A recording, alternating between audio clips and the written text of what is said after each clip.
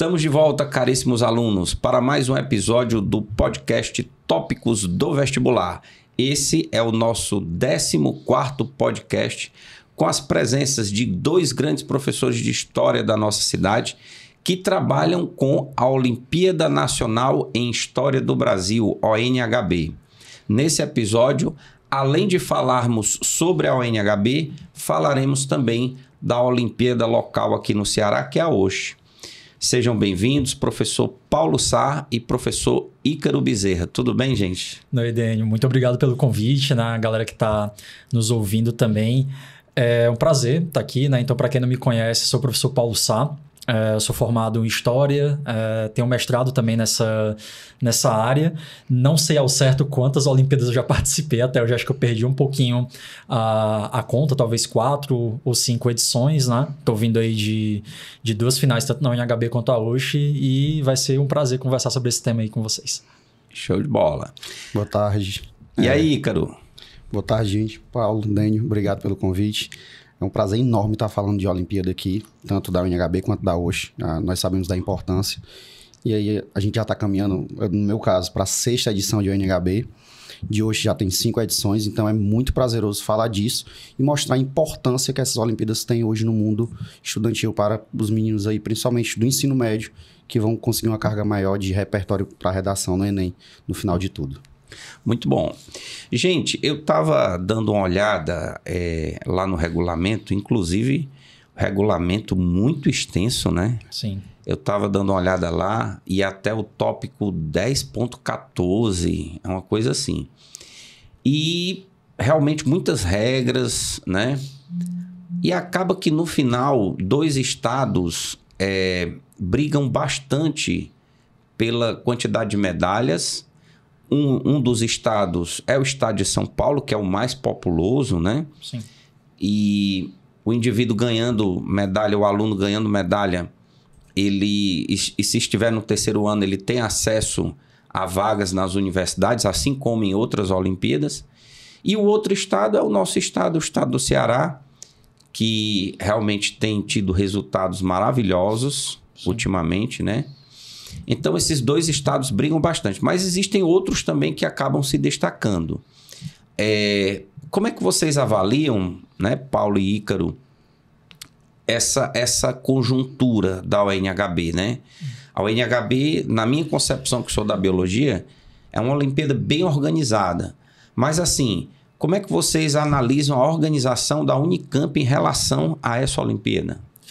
Dênio, essa pergunta é muito boa porque, assim, cara, a UNHB está indo para a 17ª edição, né, esse ano 2025, e nós temos visto renovações, né? Acho que se você pega principalmente a Olimpíada do ano passado, né, a 16ª edição de 2024, nós tivemos boas mudanças, né, no edital. Tivemos, por exemplo, a separação ali da premiação entre o ensino fundamental e o ensino médio.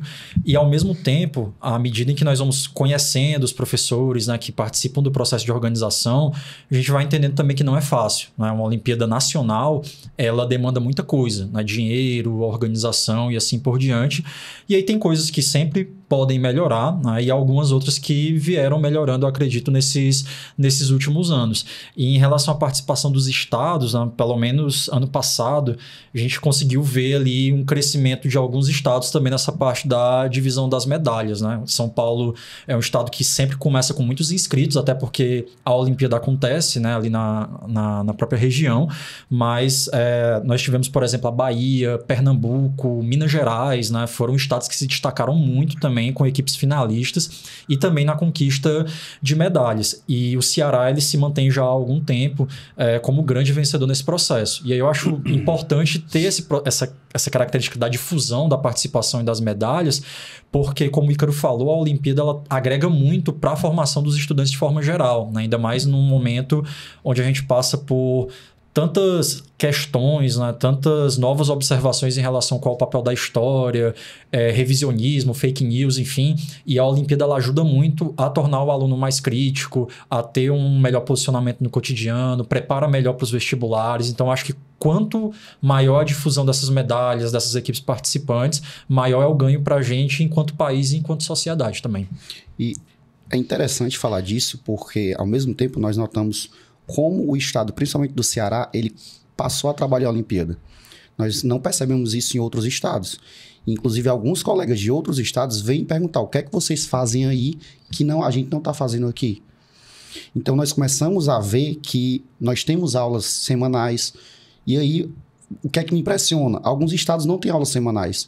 O professor inscreve os alunos vão fazendo a prova, mas não tem aquele momento de vamos parar para debater aqui a prova num dia da semana específico e passar 2, 3 horas em sala de aula. Isso não acontece.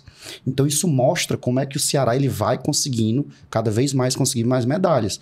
E você nota o quê? São Paulo, nos últimos anos, vem perdendo posições. São Paulo geralmente era o estado que tinha mais medalhas e aí ficava ali em segundo lugar Ceará e Pernambuco. Esse ano já mudou. Esse ano nós vimos que o Ceará já conseguiu muito mais medalhas, vem ali São Paulo, mas Pernambuco está colado, Bahia está colado.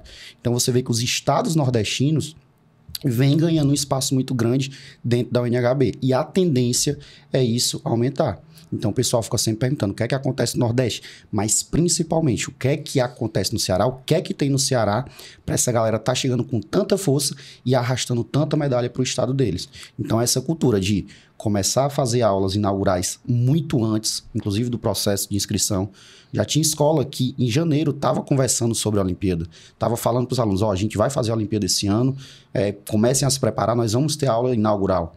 E isso lota a sala, os meninos gostam desse processo, porque é um processo que não é só a prova em si, é a proximidade com o professor, é o trio, porque é uma Olimpíada feita em equipe, e isso é muito legal. A grande maioria das Olimpíadas são feitas de maneira individual. Individuais. Então, quando o aluno chega e diz, poxa, tem uma Olimpíada ali que eu vou fazer com os meus amigos e eu posso, inclusive, viajar com os meus amigos para conhecer a Unicamp e fazer a prova final lá. Isso atrai muito o aluno. Então, as escolas entenderam aqui no Ceará que isso é muito atrativo. E, claro, no final de tudo é enriquecedor, porque o repertório que o aluno ganha ao longo do tempo é muito grande. Então, isso passou a ser realmente uma cultura. Hoje, o NHB e hoje no Ceará é uma cultura. Então, todo ano vai ter, a escola vai investir, os professores vão chegar junto para que tenha alunos na final e possivelmente medalhistas. Inclusive, ano passado, né, assim, tem coisas que acontecem nos bastidores, né, mas o Ícaro vai lembrar também, surgiu um debate de uma máfia do Ceará, né, rolando a nível nacional, porque, cara, como é que pode, né, essa galera tá sempre na final, sempre batendo o número de medalhas muito, muito alto, mas eu acho que é isso que o Ícaro falou, né, essa ideia de uma máfia e tal, que algumas pessoas comentavam, ela, na verdade, é fruto de trabalho. A gente começa muito cedo, o trabalho de preparação, é um trabalho muito coletivo também. Eu acho que é importante ressaltar que a Olimpíada ela não é feita sozinha, não é? Porque é muito trabalhoso, é uma preparação que traz muitos frutos, mas que também demanda um esforço bem considerável. E desde o ano passado eu tenho visto também um movimento de muitos colegas aqui do Ceará sendo contratados por escolas de outros estados para ajudar nesse processo preparatório, né? Foi algo que a gente começou a ver já aí nesses últimos anos acontecendo. Então, nós temos amigos hoje que estão ajudando na preparação de escolas em Florianópolis, ali na região norte do Brasil também, né? Santa Catarina, de forma geral. Então, a gente está vendo mais esse processo cultural que a gente conseguiu chegar aqui no estado, ele começar a ter uma certa difusão nacional também, o que é muito massa para a gente pensar que, apesar de ser uma competição, a gente entende que a Olimpíada ela traz esse retorno positivo, como a gente está comentando, né? Então, isso tem ganhado esse espaço nacional também. Mas uma coisa que é interessante sobre essa questão do trabalho coletivo é que é uma competição científica, não deixa de ser. Mas a Olimpíada em si, ela garante uma rede de apoio muito impressionante. Sim. Você tem hoje amigos em todo o Brasil. Então, o professor que você conheceu lá na final do Rio Grande do Sul, ele passa a ser também o seu amigo. Então, cria-se, não é só a cultura da Olimpíada, é a cultura de ter uma rede de apoio de professores de história que entendem a situação política do país, conversam sobre essa situação política, e aí nós vamos avaliando o que é que pode acontecer nos próximos anos, o que é que nos preocupa, e isso causa na gente um conforto de entender que nós não estamos sozinhos. Eu acho que isso é muito importante, entender que existe uma rede de apoio criada pela Olimpíada de maneira indireta, é uma consequência. Não é só bom para os alunos, é bom também para os profissionais que fazem parte dessa Olimpíada por conta dessa existência dessa rede de apoio. Sim. Exatamente. Eu estava analisando lá no regulamento justamente isso, as fases, né? Uhum. E posteriormente aí tem a grande final que acontece em Campinas, isso. né? Que é a segunda maior cidade lá de São Paulo, que é a cidade onde a Unicamp está, o principal campus da Unicamp, né? De forma que, ao analisar essas fases, eu olhei que questões de múltipla escolha e tarefas, se não me engano, é até a 4ª fase. Isso. Perfeito. Aí 5ª e 6ª fases, tarefa, aí depois tem a grande final, Isso. que é em Campinas, né? Isso. Chegou ali na 4ª fase, que tem as questões de múltipla escolha ainda. Passou dali, já está garantido ou não? Porque eu também noto que me parece que a média, a nota para o Ceará é muito alta, né? E existe uma quantidade já por estado, é isso? Na verdade... De equipes? A UNHB, ela trabalha com um percentual de representatividade. Então, assim, a ideia da Olimpíada é que todos os estados eles possam ter um processo de representação, né? Então, isso faz com que a nota de corte do Ceará ela acabe sendo bem alta, né? Uma das maiores, inclusive, que nós temos no país, porque senão poderia acontecer, né, Ícaro, daquela situação de, por exemplo, se você não tiver essa nota de representatividade geral, você pode ter estados que não participariam, né, da final, não viajariam. Representantes, né? Então, por exemplo, você poderia ter um ano aí que só teria representantes de Pernambuco, Bahia, Minas Gerais, São Paulo e Ceará, que são os estados que geralmente, né, acabam tendo destaque maior. Então, tem esse percentual que ele é retirado de acordo com as equipes que vão, né, passando fase a fase. E em relação a essa coisa de você chegar até a 4ª fase, né, ir para a final, eu costumo dizer que assim, você bateu às vezes a 6ª fase ali numa escola, como já aconteceu comigo, com 12 equipes semifinalistas, aí o que é que você pensa? Não, pelo menos uma vai. Eu tive um ano, né, inclusive, onde, nesse caso, 12 equipes na 6ª fase, 12 equipes semifinalistas, 3 professores ali, a gente pensava, não, pelo menos uma nós teremos na final. Vai dar certo. E não deu. Então, assim, o nível de concorrência ele é muito alto. Né? A gente costuma falar que a 4ª fase ela é uma fase muito determinante, que é a fase da tarefa da transcrição. Né? Então, geralmente, quem passa da 4ª fase, eu costumo dizer que tem uma boa chance de final, porque cai muita gente na 4ª fase. Mas, infelizmente, não é uma garantia. A gente até conversou isso, né, ano passado, com a Leia e outros professores organizadores de, sei lá, aumentar a quantidade de equipes representantes, porque ano passado nós batemos, né, o recorde de equipes inscritas, se eu não me engano, na Olimpíada. Ano passado houve um aumento de 60% em relação a 2023. Então, de 2023 para 2024 foi um aumento muito grande. Inclusive, nós temos que falar disso. A UNHB ela deixou gratuitamente a Olimpíada para escolas públicas. Então, esse aumento vem disso. Né, algum tempo. Massa. Querendo ou não, é R$75 que o aluno tem que pagar. Então, para o aluno de escola pública, que tem uma realidade diferente de um aluno de escola particular, é muito importante ele receber essa gratuidade. Tanto, Ícaro, que assim, até legal tocar nesse ponto, né? Eu participei da Olimpíada, participo até hoje, tanto na escola particular quanto na pública. E na pública, geralmente, a gente faz vaquinha entre os professores, às vezes, ali de alguma escola, fazíamos, né, antigamente, para conseguir pagar a inscrição. Então, ano passado, com essa gratuidade, né, já ajudou demais, porque era um incentivo a mais. Então, foram 350 equipes, se eu não me engano, 300 equipes na final do ano passado, né, nessa faixa. E aí a gente chegou a comentar, poxa, né, talvez coubessem mais equipes porque o número de inscritos aumentou muito.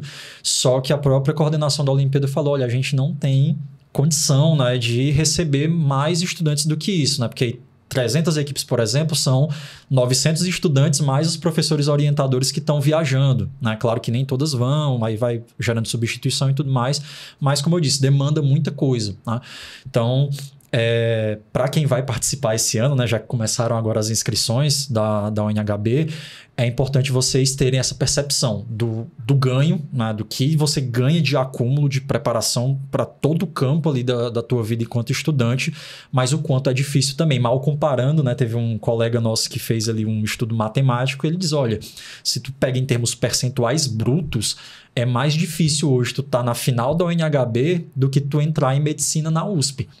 Se você pegar a taxa de concorrência e depois quem vai para a final, né? Então, é muito difícil chegar até a final. É bem pesado. Eu estava fazendo um cálculo, né? Essas Olimpíadas, elas realmente precisam ter essa noção, né? As Olimpíadas, de uma forma geral, precisam ter essa noção. Vamos supor, se eu tenho 150 mil alunos no ONHB, que seriam 50 mil equipes, né? Porque cada equipe são 3 alunos. Isso. Aí lá são 300 equipes na final. Ou seja, vamos lá, 50 mil equipes, 10% 5 mil, 1% 500. Ou seja, é menos de 1%. Exatamente. Acontece a mesma coisa com a OBB, né? A Olimpíada Brasileira de Biologia. Começa aí com 150, 160 mil. Aí logo na primeira fase, para a segunda, cai para 10 a 12 mil. E na última fase só tem 700 alunos. E é complicado falar dessa questão, porque assim, é como o Paulo falou. A Olimpíada não consegue aumentar o número de finalistas. Inclusive, a Olimpíada paga os primeiros lugares de cada estado, certo? É custeado pela própria Unicamp. Viagem e hotel? Viagem e hotel. Então, assim, a primeira equipe do estado, primeira colocação, tem tudo custeado. Então, existe um gasto também pelo lado da universidade, da Unicamp. E é muito complicado falar disso, porque ao mesmo tempo eles não conseguem aumentar esse número de vaga e os meninos não entendem que não é enriquecedor só de ir para a final. Porque muitos alunos têm na cabeça, se eu não for para a final, não acertei. E não é assim. Existe um processo enriquecedor. Os meninos vão mexer com paleografia na quarta fase. Paleografia que muitas vezes nem cursando história em si você mexe. Então, assim, os meninos saem com uma carga muito grande de conhecimento. E aí é delicado falar disso, porque na cabeça deles, eles só têm sucesso se for para a final. Se eles não forem para a final, eu não consegui meu objetivo. Então, muitos querem desistir. Aí você tem que fazer todo um trabalho no outro ano de dizer, vamos participar, você aprendeu isso, aprendeu aquilo. Para o aluno ver que a Olimpíada ela não é só a final. Ela é um processo que ele passa ao longo dos anos. E tem casos, né, Ícaro, assim, de estudante que começa no 8º, né, e ele vai para a final no 3º. Né, ele participa de 5 edições e às vezes não consegue, dado esse nível de competição. Aí tem outros casos de estudante que praticamente de 5 vai 3 vezes, que são casos mais raros, mas que podem acontecer também. E eu acho bem legal, né, assim, eu tenho as minhas críticas à BNCC, mas eu acho que um dos pontos legais que a BNCC trouxe para o ensino de história é despertar para o estudante a questão da função de historiador, né? Ele entender como é que funciona de fato a nossa formação. E eu acho que a Olimpíada ela faz isso muito bem, né? Porque eles trabalham com fontes primárias, né? Trabalham com vídeos, imagens e temas onde nós aprendemos muito, né? Eu acho que é uma forma também do estudante ele entender que, cara, às vezes o teu professor ele não sabe tudo, não, é um conteúdo muito vasto, né, o de história. Então, assim, uma das coisas que mais me motiva também, fora a própria questão da competição, das amizades, né? O Ícaro é um amigo que eu fiz por conta da Olimpíada também, é o conhecimento. Porque é importante saber que não é por se tratar de uma Olimpíada de História e nós sermos professores de História que nós sabemos tudo do que está ali, né? São questões originais, são questões inéditas e temas que às vezes nós não vimos numa graduação, num mestrado, doutorado, enfim, e a gente está ali aprendendo junto com os estudantes, né? Então, o próprio exercício de adquirir conhecimento ele é muito interessante, porque o estudante ele entende o que é minimamente ser um historiador, ele trabalha a questão de leitura, de interpretação, de criticidade, de escrita. Então, é um ganho realmente muito completo. E aí a gente tem esse trabalho de tentar mostrar para eles, né? A ida para a final é uma coroação com experiência magnífica. Mas o fato, às vezes, de você não conseguir ir para uma Olimpíada tão disputada não significa que foi terra arrasada ali, jogado fora, né? Teve um ganho também nesse processo. E é interessante falar disso porque a gente fala muito da questão do ensino superior. O ensino superior é puramente pesquisa, muitas vezes. E aí o aluno chega na Olimpíada, desde o 8º ano, ele diz, essa Olimpíada é fácil, é online, não vou ter problema em fazer as questões. E aí quando ele começa a ler as questões, ele entende o seguinte, não é fácil. Vê que não tem resposta no chat GPT, não né? Tem resposta, não é só jogar a questão ali e vai aparecer no Google. E ele entende uma coisa, ele tem que pesquisar. E aí você vê um aluno, às vezes do 8º, 9º ano, lendo uma tese, para ir atrás da resposta. Uma dissertação. Uma dissertação, alguma coisa. E isso é muito legal. Porque você vê, às vezes, aluno que chega dizendo assim, professor, eu achei documento tal no Google acadêmico. E aí, nós não achamos esse documento. E aí, ele acha e diz, esse item aqui vale mais porque eu cheguei nessa conclusão a partir desse documento aqui. Quer dizer que as opções nas questões de múltipla escolha têm um peso diferente. Tem. Isso. Hoje, a Olimpíada trabalha com um item 0, um item 1, 4 e o 5, podendo variar. Existem algumas questões que já vieram 0, 1, 5, né? 2, 4. As últimas edições, eles têm sido muito padronizados, né? Mas são esses 4 itens, como o Ícaro colocou, né? Um deles ele tá errado, aqui é o item 0. Então a gente sempre tenta encontrar esse item para não correr o risco, né, de errar. E não é tão simples quanto parece, né? Para quem vai participar pela primeira vez, você fica assim, poxa, né? O errado a gente vai encontrar rápido. Não é tão absurdo quanto as pessoas imaginam. Tem, às vezes, uma aula na semana só para encontrar todos os itens zeros ali, né? Alguns professores costumam fazer isso. Um dos itens vai valer 1 ponto, o outro vale 4 e o outro vai valer 5. E aí o debate vai sempre, né, girar nesse entorno. Mas o que é importante, né, a galera saber também, a história ela vai muito do caráter da análise de um formulador de uma questão, né? Então, diferente de outras áreas, como, por exemplo, talvez a matemática ou a física no que diz respeito ali ao cálculo, né? Que você vai ter um resultado mais direcionado, na história já aconteceu de assim, a UNHB lança o gabarito no final da Olimpíada, né? E ela vai dizer, ó, a primeira questão, o item de 5 pontos foi o item C. E a gente chegar e dizer assim, galera, foi esse, mas a gente continua achando que não foi, assim, não era, né? Tem uma questão, aquela da Maria Quitéria, né? Eu acho até hoje, diz assim, ó, a NHB disse que o item 5 era aquele. Se eu for para a sala de aula dar uma aula sobre esse tema, eu discordo da NHB em relação a isso. Só que, né, eu acho que são leituras. É um dos pontos que cabe uma crítica. Sim. Que é a questão de sair um gabarito. É o que eles falaram. Não existe a chance de um professor montar um recurso e falar, olha, tem uma documentação tal, que mostra o contrário. E aí é uma coisa legal porque você já vê o contrário na OSH. Isso. A OSH, mais à frente, ela diz, ó, vocês podem montar um recurso e a gente vai rever esse gabarito. Então, a UNHB, ela não dá o braço a torcer. Não existe recurso. Mas na OSH existe. Existe a possibilidade. O lançamento dos gabaritos, ele funciona de forma diferente, né? Assim, quem vai participar pela primeira vez da UNHB, o gabarito, ele é disponibilizado para a gente ao final das 6 fases. Né? Então, a gente recebe ali no final um gabarito com a pontuação de todas as questões, né, que foram feitas durante aquela edição. Na USH, nós recebemos o gabarito ao final de cada fase. Então, se acabou a primeira fase da USH, a gente já recebe um gabarito e aí a gente tem um prazo de 24 horas para abrir um recurso em relação àquele gabarito. Inclusive, na edição do ano passado, né, nós enviamos alguns recursos para algumas questões e teve uma questão que foi aceito o recurso que nós enviamos. Né? Então, inclusive, lá na UNHB comentavam, né, ano passado que eles tentariam implementar para a edição desse ano algo que a OSH viu que, poxa, né, a OSH, para quem não sabe, ela é inspirada na UNHB. Então, assim, o que é que a USH faz? Ela vê também algumas questões que, poxa, talvez a UNHB pudesse melhorar em relação a isso, e aí ela traz essa mudança para um nível local, né, que é o nível aqui no Ceará. Então, tem essa diferença nos gabaritos também. Mas, Paulo e Ícaro, me diga uma coisa. A ciência, ela não é estática, ela é dinâmica, né?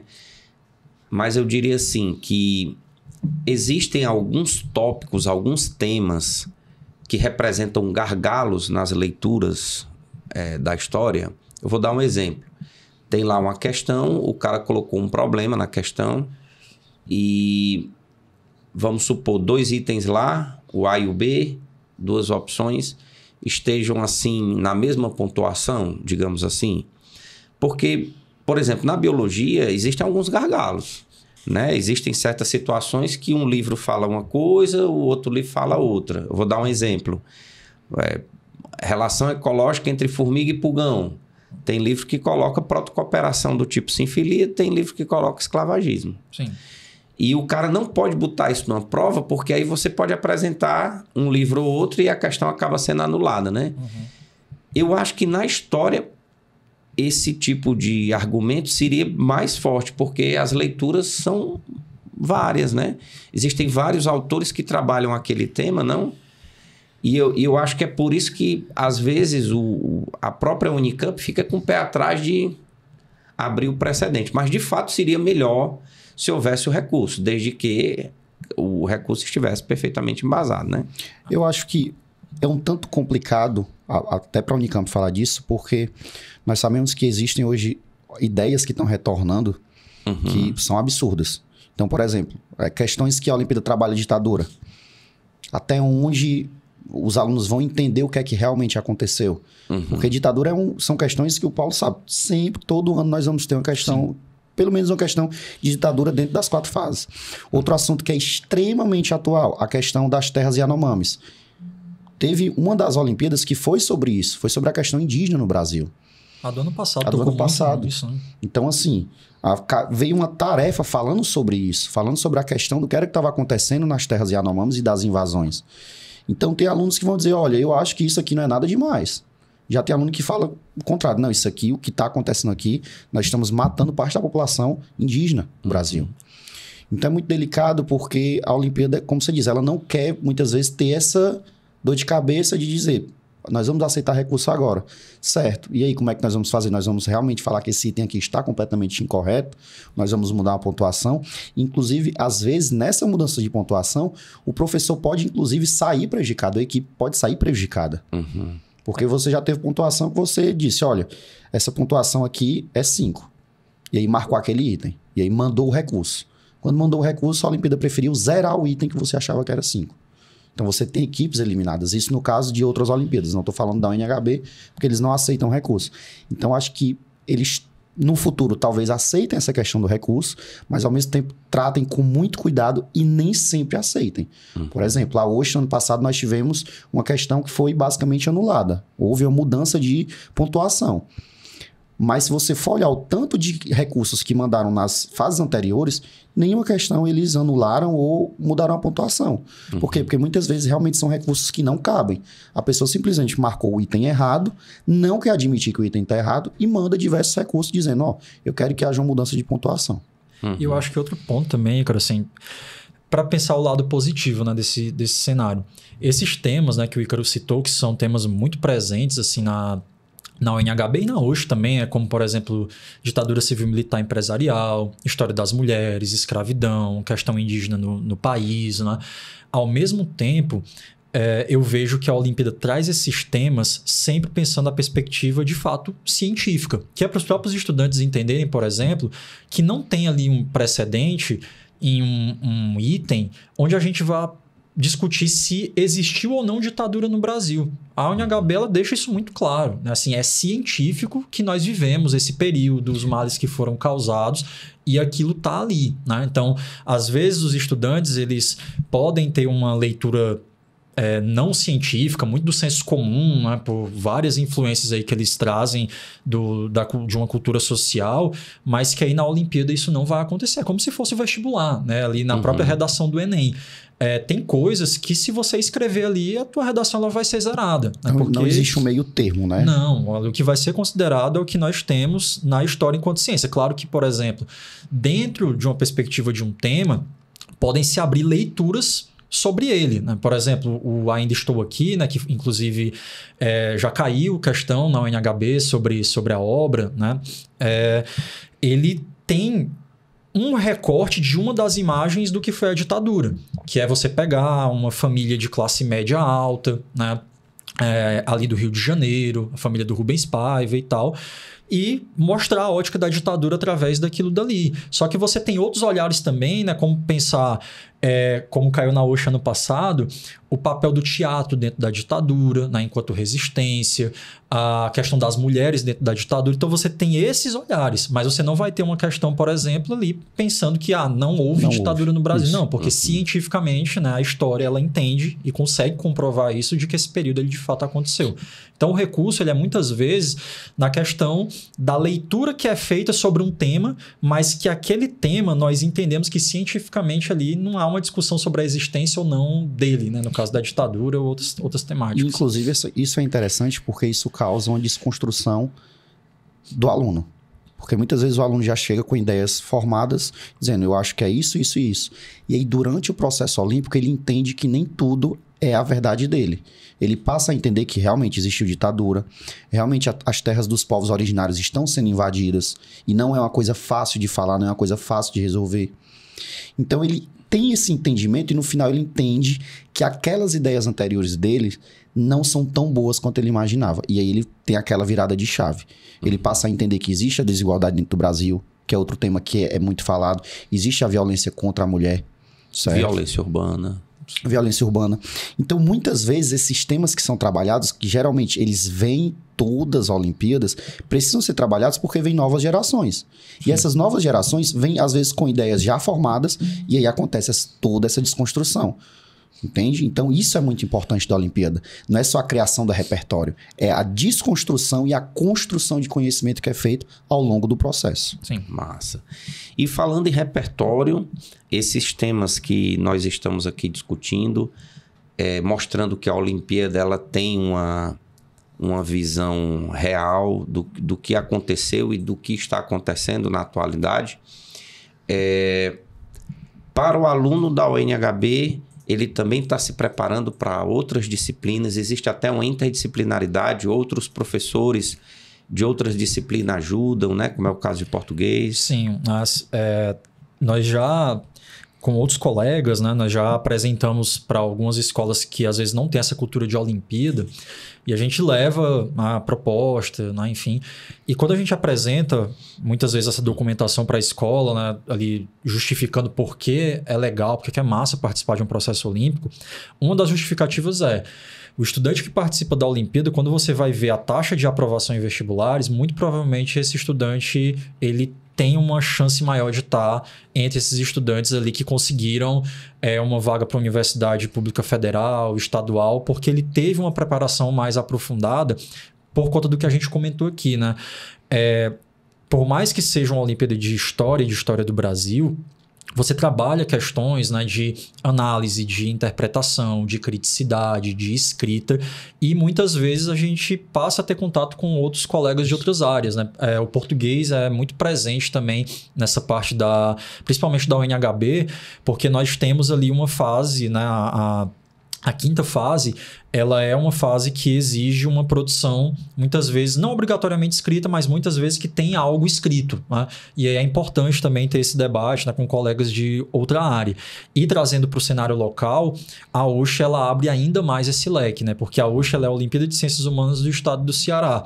Então, além da história, a gente trabalha muito filosofia, a gente trabalha muito geografia. Sociologia, né? Então, a própria literatura cearense é trabalhada. A própria literatura, né? Eu lembro acho que ano retrasado, né, em 2023, eu lembro de uma questão da USH que a gente ficou discutindo na sala dos professores. Eu disse assim, galera, a gente não está conseguindo responder, está muito difícil, eu queria a opinião de vocês. E aí eu mandei no grupo da escola, e aí tinha professor de matemática, física, química, a galera tudo lendo ali a questão, tentando dar uma força, ajudar e tudo mais. Então, gera uma interatividade muito grande.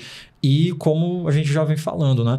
Por mais que seja uma Olimpíada de História ou a de Ciências Humanas, você trabalha essa questão de ter um pensamento mais crítico, de um exercício de reflexão, né? Se desligar um pouco dessa coisa muito automática que a gente vive hoje, né? De que eu quero uma resposta, eu jogo ali no Google, eu jogo numa inteligência artificial e eu já recebo um texto pronto, né? A Olimpíada ela não tem como funcionar desse jeito. Você pode até contar com o apoio dessas inteligências artificiais, às vezes para pesquisar alguma coisa mais específica e tal, mas o estudante ele é obrigado praticamente a ler, a ir atrás, a pesquisar, a ter contato com fonte, com documentação. Então, assim, ele tem um exercício de pesquisa que precisa ser feito por ele. E aí, quando ele faz isso, o ganho é para todas as áreas de forma geral.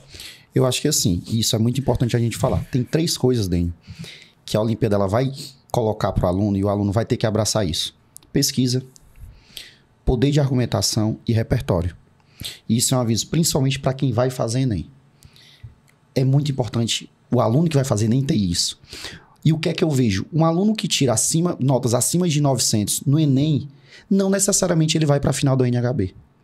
Porque o processo de escrita da UNHB não é como o Enem. E o aluno diz, não, eu tenho certeza que eu vou passar porque eu escrevo muito bem, só tiro 960, 980 mil. Não. É um processo totalmente diferente. Mas existe uma coisa que eu acho interessante. O aluno que participa da UNHB, possivelmente ele vai ter notas acima de 900 no Enem. Não necessariamente o aluno que tira acima de 900 vai para a final. Mas ele vai aumentar a nota dele porque ele vai ter um poder de argumentação muito grande dentro de uma redação. O repertório. O repertório é gigantesco. Você pode olhar que nos últimos 2 Enems que aconteceram, os temas que caíram são temas que nós conversamos dentro da prova. Não necessariamente é o mesmo tema, mas são temas que caem ali nas questões. E aí, se caiu na questão, o aluno tem que sair para pesquisar. Se ele está pesquisando e lendo, ele está aumentando o poder de argumentação e o seu repertório. Verdade. Então, muitas vezes o aluno do terceiro fala, Ícaro, por que eu vou fazer? Eu estou no terceiro ano. Minha preocupação é o vestibular. E aí eu digo, você vai fazer por causa da sua redação, para melhorar cada vez mais sua nota. Então, isso principalmente é um convite que eu deixo para os alunos do terceiro ano. Participem do NHB, não pensando muitas vezes na final, mas pensando no poder que você vai ter de aumentar a sua nota de redação. E até na USH, né, Ícaro, isso acontece muito porque a USH, como ela é no segundo semestre, muito estudante de terceiro diz, não vou porque agora eu preciso dar um foco maior no vestibular e tudo mais. E a gente sempre vai dizer, cara, se tu vai fazer o vestibular da UES, que tu precisa conhecer a história do Ceará, a geografia do Ceará, não tem nada melhor do que a USH, por exemplo, para te ajudar a ter esse repertório. Porque a gente sabe que, infelizmente, é um problema local, né? Hoje nosso, enquanto Estado, o Enem, ele tem lá os seus benefícios, né? Tem questões boas, ruins, enfim.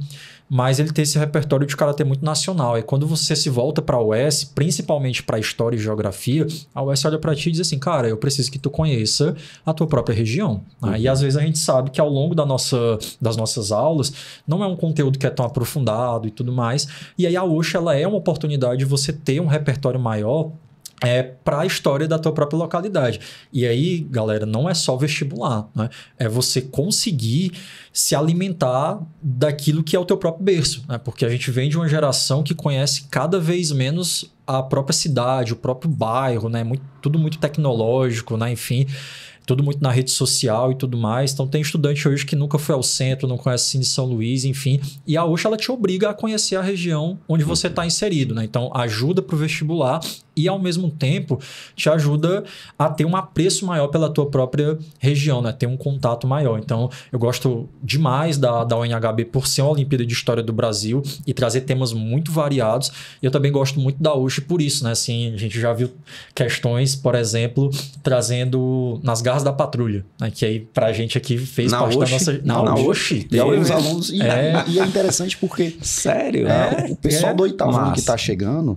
Às vezes nem sabe o que é. Exatamente, né? A gente assistia ali na hora do almoço, né? Só que o cara hoje que tá ali na escola, que tem os seus 14, 15, 16 anos, conhece. Faz a menor ideia do que é. A Olimpíada vai e diz, olha, tá aqui. Ainda foi uma questão de filosofia que caiu sobre isso, né? Então, cai às vezes letra de alguma banda de forró local, e aí você tem uma questão preparada em cima daquilo, questão sobre parque eólico, né? Então, você vai conhecendo algo que você deveria conhecer, né? Que é a sua própria região. Então, as Olimpíadas, elas trazem muito disso também, né? Tu conhece a história do teu próprio país, sai dessa lógica muito colonial, muito europeia, né? E você começa a ter um contato com a diversidade maior e outras perspectivas históricas. Então, assim, é só coisa boa.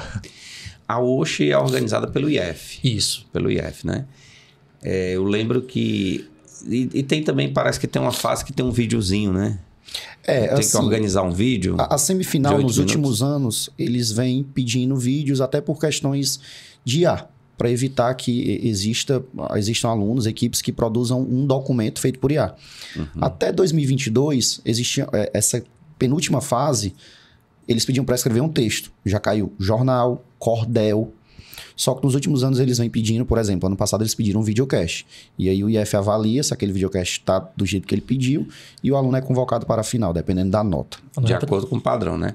Deixa eu fazer aqui um merchan do nosso amigo Isaac, que é o dono do estúdio, aqui 24 Frames, no Maracanaú, né? No ano passado, não foi, Isaac? Foi uma loucura, né? Foi. Esses videocasts, um amigo nosso, Carlos Henrique, disse assim, Dênio, rapaz, um estúdiozinho lá, o estúdio que você faz o seu podcast, eu acho tão bacana. Aí eu disse assim, rapaz, tá aqui o telefone do Isaac e tal. E algumas equipes vieram, né? Agora, o que eu fico, assim, um pouco, como é que se diz? Não sei qual é a palavra. É porque é um vídeo muito curto, né? É um vídeo de 8 minutos para falar de uma coisa muito grande. Era um vídeo de 8 minutos e muitas vezes... quando Hein, Isaac? Mas eu me pego também na posição, né, Ícaro, do cara que vai estar recebendo os vídeos para avaliar, né? Porque assim... Perder um tempo louco, às vezes a gente, dependendo da escola que tá, né? Assim, eu e o Ícaro, ainda bem, nós tivemos muitas equipes na final ano passado. Aí às vezes tem uma escola que consegue uma equipe, duas, aí tem outras que mandam 20, né, 15 para uma final. Aí tu imagina o cara que tá lá analisar no IF tudo, né? ter que ver, às vezes, sei lá, 100 vídeos, né? De um período curto também para poder lançar o resultado. Então, concordo, né? Que às vezes a gente queria falar mais e tudo, mas eu também me coloco na posição do avaliador, né? Questão do tempo, né? Inclusive, foi uma complicação muito grande porque era um tema que cabia muita conversa. Uhum. E aí você tava ali gravando, quando menos esperava, você tinha gravado 50 minutos de conversa. E aí a gente olhava um pro outro e dizia, são 8 minutos. Como é que nós vamos cortar 8 minutos de 50 minutos? Então, assim, às vezes... Fazer um corte. Tem que ser um corte gigantesco que muitas vezes tinha que ser ali cronometrado. Colocar realmente um reloginho ou um cronômetro onde você pudesse ver para não passar o tempo, ou se passasse, ficar pouca coisa passando, para não dar problema. E uma coisa legal também, né, Daniel e Ícaro, que a gente tá falando sobre essa tarefa, né, da semifinal da USP do ano passado, é as Olimpíadas elas tentarem ser de fato democráticas, né? Porque, como você falou, teve uma galera que veio aqui pro estúdio gravar e, cara, que espetacular, né? Tem toda a questão da ambientação, refrigerado, tal, microfone. Aí você pensa assim, poxa, né? Mas e a equipe que não conseguia pagar o estúdio ali, né? Essa equipe ela saiu prejudicada e tal. E a gente viu que não, né? Assim, nós tivemos equipes que fizeram com celular. Celularzinho ali e tal. E o conteúdo sendo massa, né? Você tem a possibilidade de chegar à final. Teve uma equipe nossa, inclusive, lá no Cônego, que...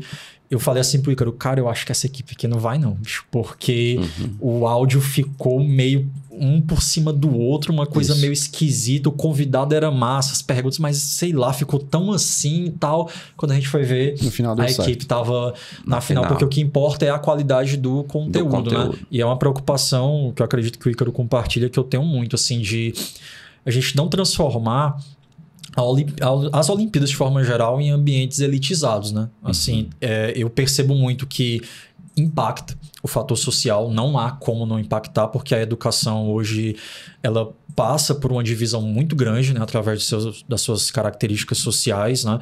Então a gente teve estudante, né, assim, que professor, olha aqui, estou aqui fazendo a tarefa da UNHB, sentadinhos numa mesa, cada um com seu notebook e tal, e ali fazendo. Aí a gente ia para a escola pública, fazia uma chamada com um aluno, o aluno ligava o celular com dificuldade, com um monte de garrafão de água atrás. Eu, cara, o que é isso daí? Não, tio, é porque eu trabalho de entregador aqui ajudando meu pai e tal, e eu tô tirando um tempinho para poder assistir a aula, porque eu quero ir para a final também, né? Então, cada vez mais, pensar tarefas, né? E as Olimpíadas têm feito isso, que elas não dependam de questões externas ao próprio desenvolvimento do estudante, né? Então, assim, às vezes eu sei que tem alguém que vai estar escutando aqui a gente pensando assim, poxa, eu não vou participar da UNHB ou da USP porque eu não tenho, lá na escola a gente não tem uma grande condição, ou a minha família às vezes é uma família mais pobre, né, e tal, ou eu não tenho um celular bom, eu não tenho um microfone e tal. Cara, não, mas se você pesquisar, estudar, for atrás e tiver, né, esse acúmulo de repertório, de crescimento, a chance de você ir para a final, ela é real, né? Então, assim, eu vejo muito isso de que não vou negar que existe uma diferença, um recorte social ali nesse processo, mas principalmente ano passado, né, na UNHB, nós vimos muitas equipes de escola pública indo para a final e medalhando também. Né? Então, e o que é legal, assim, quem me conhece sabe que eu sou um defensor ferrenho da USP. Ferrenho mesmo. Amo a Olimpíada, mas é uma coisa que eu vejo que... E aí eu vou puxar o lado... a sardinha para a UNHB, que é o quê? A UNHB tem um trabalho de semifinal escrito. Então eles, vai ser o trabalho escrito, porque nem sempre o aluno pode fazer essa gravação. Às vezes o aluno literalmente tem um celular que a câmera não funciona. Ou que é tímido, né? Olha, nessa USP do ano passado, o que nós tivemos em questões de ansiedade foi um problema muito grande. De aluno, às vezes... Não vou gravar porque não consigo. E aí desistiu. A equipe disse, se ele não pode, tinha que ter os 3. Se ele não pode gravar, a equipe tá desistindo. A UNHB, ela garante essa última fase escrita. E os meninos enviam esse trabalho escrito e aí nós vamos esperar para ver tem a avaliação, a outra fase. É a avaliação de outros trabalhos, que é a correção em pares, que nós chamamos. Então eu vejo o seguinte, que a UNHB nesse ponto, ela ainda pensa muito na questão do aluno, principalmente que não tem tantas condições. Porque esse trabalho vai ser escrito, então é garantido que ele vai conseguir fazer mesmo no celular. Outra coisa que a UNHB pensou, e eu acho fantástico, é ter uma versão digital para celular. Porque ela entende que nem todo aluno tem acesso a computador. É como o Paulo falou, às vezes você vê uma equipe onde cada um tem seu notebook. E às vezes você vê equipe que eles fazem toda a UNHB só no celular. E às vezes essa equipe tá lá, às vezes não, muitas vezes. Quando não, medalha. Então, essa galera que vem, muitas vezes não tem tantas condições, é o pessoal que vem com mais vontade dizendo, eu vou para tentar ir para Campinas e eu vou tirar uma medalha. Inclusive, eu assumi agora, né, um cargo de professor lá na prefeitura de Caucaia, e é uma das coisas que eu já pensei assim na escola. Cara, como é que eu vou fazer a Olimpíada aqui? Porque a gente nem laboratório de informática tem na escola, uma área bem pobre, assim, né, da região. Eu fico, caramba, a gente vai dar um jeito. Às vezes o aluno não tem acesso à internet em casa, ele tem que fazer a Olimpíada, fazer a prova na escola. Pra escola pra poder fazer. Porque ele não tem acesso. Então, se ele não estiver na escola, ele não consegue enviar. E isso é uma coisa interessante, porque assim, você vê às vezes alunos da escola pública enviando a prova na sexta, até às 17 horas. A prova do UNHB, ela vai no sábado até meia-noite. Então, o aluno que tem internet em casa, ele vai ter ali até 11h30 da noite para enviar a prova. Ele está ali discutindo as questões no grupo do WhatsApp com os professores. Mas o aluno da escola pública, não. Às vezes até sexta-feira. Até sexta-feira, 17 horas, ele tem que estar na escola e enviar. Se ele não enviar, ele está desclassificado. Então, existe ainda uma disparidade muito grande de alunos que participam da Olimpíada. Principalmente quando a gente fala das escolas particulares e das escolas públicas. Porque são realidades completamente diferentes. Deixa eu lembrar aqui a vocês um caso que aconteceu ano passado. Eu tenho uma amiga que estava orientando, né, 2 grupos. Ela é professora do município de Fortaleza, né? Efetiva do município de Fortaleza. Aí teve o resultado, foi para a final e tal. Aí agora vamos para hospedagem e passagem aérea, né? Sobretudo passagem aérea, que é o mais caro. Aí teve reportagem no Diário, no Povo, todo mundo parabenizando. E eu acho que é nesse momento que o poder público, né? Sim. Sobretudo as secretarias de educação, devem chegar junto. Puxa vida, peraí. Ela aqui teve equipes, a escolinha e tal, lá do Conjunto Esperança, por exemplo. Então vamos chegar junto aqui. Rapaz, demorou para poder saírem essas passagens aéreas e essas hospedagens. Quase que não dava certo. Então, assim, já era para ser... Aqui o que eu estou falando aqui é... Porque já era para ser certo, se alguma equipe for para a final, a Secretaria de Educação ou do Estado ou do município chegar junto. Não era nem para a gente estar discutindo isso. Né? E é um problema, assim, Dani, que... cara, é anual, sabe?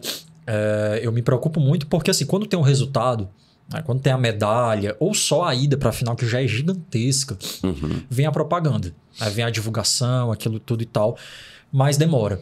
Cara, assim, demora porque, né, eu vi casos ano passado de gente, por exemplo, que viaja, mas não tem ajuda de custo. Ou a ajuda de custo saiu nas vésperas da viagem, né? De você chegar em uma cidade, em outro estado, e ali você fica, cara, não sei se eu tenho dinheiro para comer, né? Como é que faz e tal e tudo.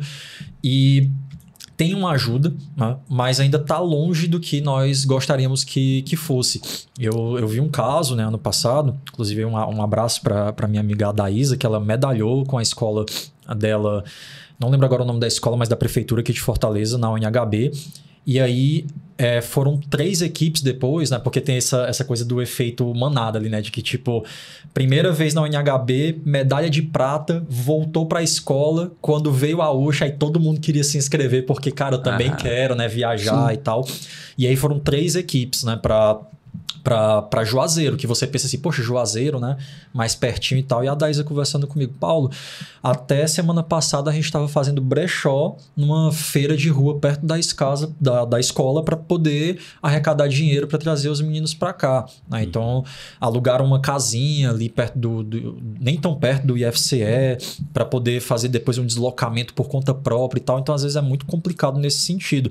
E não é só na escola pública. Né? Eu acho também importante ressaltar que, assim, nós temos hoje escolas gigantescas aqui em Fortaleza e com uma condição familiar também muito boa. Então tem hoje famílias que, se o filho passa para a final, filha, E aí você tem que pagar 2, 3 mil reais de passagem, por exemplo, para Campinas, essa família ela consegue. Né? Mas tem estudantes, às vezes, que estão também numa escola dessas que são bolsistas ou que estão numa escola de bairro, que também às vezes tem essa dificuldade. Né? Eu digo isso porque o Ícaro sabe dessa história, mas ano passado eu financiei a ida de uma estudante minha para a final da USH, né? De escola particular, porque a aluna ela não tinha condição de pagar, né? A gente tentou ali fazer campanha, a direção da escola ajudou com o que podia também, mas não era o suficiente, né? Então, às vezes a Olimpíada ela tem esse caráter que eu nem sei se tem como mudar, porque, poxa, né? É a viagem, é aquela coisa presencial, não tem como o IFCE, a Unicamp bancar a ida de todo mundo, mas que é um processo que às vezes ele é doloroso também, sabe, Dani? Porque quando a gente chora ali, tudo da emoção, da medalha e tal, é muito massa. Mas também tem o choro, às vezes, da perda. Tem o choro do estudante que se classificou para a final, mas ele olha para a questão financeira e ele não viaja. Mas é o pior que eu pesado, acho. Cara. Eu acho que é muito pesado falar disso aí, como eu falei no início. Cria-se uma rede de apoio. O professor manda ali o link da vaquinha e outros professores vêm e ajudam. O professor manda, pessoal, tô fazendo aqui uma rifa para ir para São Paulo. O pessoal ajuda. Então, assim, é uma coisa que eu falo para qualquer professor de história que participa da UNHB. Você não tá sozinho. Hoje eu tenho o Paulo como amigo, você conhece Carlos Henrique, Kleber, Jorge Mota, PA, Fabinho. Então, assim, é uma rede de apoio muito forte. Mas você só passa a entender isso quando você participa da Olimpíada e vê outros professores fazendo rifa para um aluno. Professores que financiaram a viagem de um aluno. Então, isso é muito pesado, porque muitas vezes escolas do estado ou do município aprovam a equipe e simplesmente o poder público invisibiliza. Diz, não. E é muito burocrático, é outra coisa que eu vejo. É uma quantidade gigantesca de envios de documentos que às vezes faz parecer que o Estado em si quer que a equipe desista, quer que o professor diga, olha, eu não quero mais. E não tem ideia da conquista que é aprovar uma equipe para uma final na Unicamp. Então, eu vejo esse peso muito grande. Então, é muito preocupante, mas ao mesmo tempo é uma garantia. Nenhum professor de história está sozinho.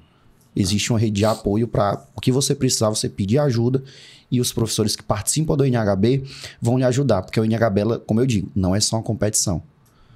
Não é só uma competição, é realmente uma Olimpíada que ela aproxima os professores não só da cidade, não só do estado, mas de todo o Brasil. Durante a final, os alunos vão lá para a Unicamp, os professores também, mas depois dessa final tem um curso, né? Me parece que tem um curso de uma semana em que os professores ficam lá com os mestres lá da Unicamp, né? O curso dura uma semana, né? Segunda, terça, quarta, no caso, segunda até sexta. E esse curso, para os professores que vão, é muito importante. Não são para todos, né? Só para o pessoal saber também. Geralmente, eu não vou saber agora o número de vagas, né, que eles disponibilizam ali a cada edição. E, principalmente, a prioridade são para os professores que estão indo pela primeira vez. Né? Então, eles ofertam, né, o curso ali de uma semana. Aí, às vezes, quando não tem o preenchimento dessa quantidade de vagas, aí eles vão abrindo para outros professores que, às vezes, até já fizeram, mas podem, né, fazer novamente e tudo mais. Mas é bem legal até para quem é professor e vai participar pela primeira vez esse ano, né, caso chegue ali até a final, é prioridade para a Unicamp, né, ter esses professores ali participando. Inclusive custeado pela própria Unicamp, né? A questão da hospedagem, alimentação na parte do café da manhã.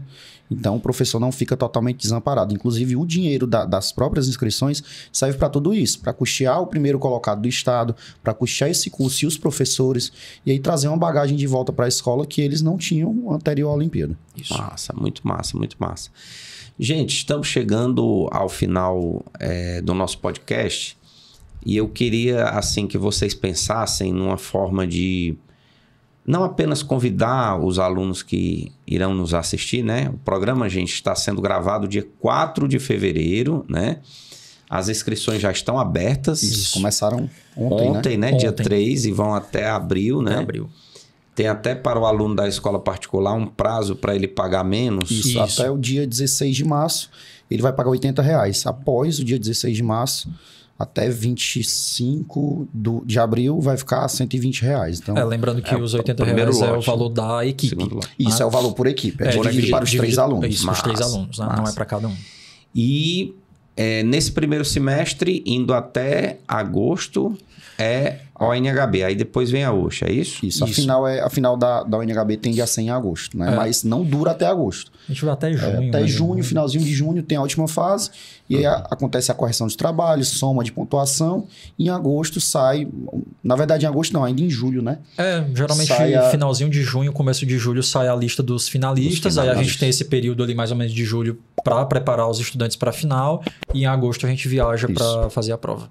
Muito bem, então, finalizando aqui o nosso podcast, eu queria a fala de cada um, o convite para os alunos e... Massa. Então, agradecer mais uma vez, né, Dani, por falar de algo que hoje, assim, eu amo, faz parte do que eu sou enquanto professor de História. Agradecer o Ícaro, que é um irmão que eu tenho hoje também, né, graças à minha profissão, às Olimpíadas. E aí, galera, vamos pra cima, sabe? Porque eu, sendo bem franco, assim, eu chorei demais ano passado lá em Campinas, porque, cara, é muito emocionante. Massa, né? E não é por medalha em si, é de quando você chega ali e vê a festa, aquela galera toda do Brasil, né? Assim, a atmosfera e tal, não tem como não se emocionar. E aí, assim, se preparem, porque... a galera às vezes se inscreve na empolgação da viagem, né? Tipo assim, eu quero ir para Campinas e tal, mas assim, não é fácil. É possível, mas não é fácil, né? Então, assim, nós professores, às vezes a gente passa ali uma noite acordado, resolvendo questão, pesquisando, só uma noite. né? Não só uma. É a base de muito café, né? Ali pesquisando, indo atrás e tal. E os estudantes também, né? Porque tem muita questão que quem vai responder a prioridade, os protagonistas são vocês, né? Então, assim... Participem, independente de irem para a final ou não, por tudo que a gente falou aqui hoje, né? O ganho, ele é real, ele existe, né? Principalmente quem está ou finalizando agora os estudos, né? Terminando o ensino médio, que às vezes é uma última oportunidade de participação, e a galera a partir do 8º ano que está começando essa trajetória também, né? Que é quando a UNHB, ela inicia ali essa possibilidade de você participar da Olimpíada. Sempre lembrando, né? Para quem vai participar pela primeira vez, o trio, ele precisa ser da mesma escola, né? Atualmente com a divisão, se você é um aluno do 8º, você pode fazer com alunos do próprio 8º ou do 9º, né? E se você é do ensino médio, você pode montar um trio com alunos do ensino médio, independente, né, da série ali que ele tá, contanto que ele seja da mesma instituição, tá certo? Então, eu espero vocês na UNHB 2017 e eu espero que a gente se encontre também em Campinas esse ano. Paulo, esse ano, 2025, você está orientando em quais escolas? Eu estarei... Uma delas eu não vou poder falar ainda, né? Porque a gente está em processo ali de conversa. Negociação. Estamos em negociação, apesar de vocês já saberem. Mas estarei no Colégio Cônego, né, mais um ano. Ano passado foram 3 equipes finalistas. Espero que esse ano a gente consiga repetir esse processo. Estarei mais um ano no Colégio Cientista também, né? Fomos finalistas ano passado. Foi o 2º ano consecutivo, espero que venha aí mais uma final. Estarei no estado, né, com o Valdemar Falcão. Ano passado, infelizmente, nós não conseguimos bater a final, fomos com 5 ou 7 equipes até a semi. E pretendo, né, pela primeira vez, tá inscrevendo os alunos do colégio... Esqueci o nome da escola que eu me lotei na prefeitura. Mas é o Pedro Laurino, lembrei. Pedro Laurino. Então eu espero que... Calcaia. Lá em Calcaia, né? Que seja o primeiro ano de participação. É difícil no primeiro ano já ter alunos na final, mas quem sabe, né? A gente não consegue também. Então provavelmente serão 4 ali, 5 escolas que eu estarei à frente esse ano na UNHB. Professor Ícaro Bezerra, suas considerações finais. Pessoal, o convite é sempre aberto. Participem, curtam o processo, acima de tudo isso. E eu não posso dizer o seguinte, todos vão chegar à final. Mas no final da vida estudantil de vocês, vocês vão entender a importância de participar dessa Olimpíada e talvez vocês sintam falta. Porque muitos alunos que saem do ensino médio chegam pra gente e falam, hoje eu tenho saudade da Olimpíada. Eu queria participar da Olimpíada de novo. Eu queria ter toda aquela preocupação de enviar a prova, de fazer, de pesquisar as questões. Então participem e curtam realmente esse processo que é muito importante, porque ao longo do tempo vocês vão entender o quanto é enriquecedor. Em 2025, você está orientando em quais escolas? Colégio Cônego, Tiradentes e Instituto Frei João Pedro de Sexto. Muito bom. Gente, este foi o nosso 14º podcast, um papo agradabilíssimo com esses 2 grandes professores de história, falando sobre essas 2 Olimpíadas, uma nacional, a ONHB, e uma local, a OSH. Espero que tenham gostado. Obrigado pela audiência de todos e até a próxima. Tchau, tchau.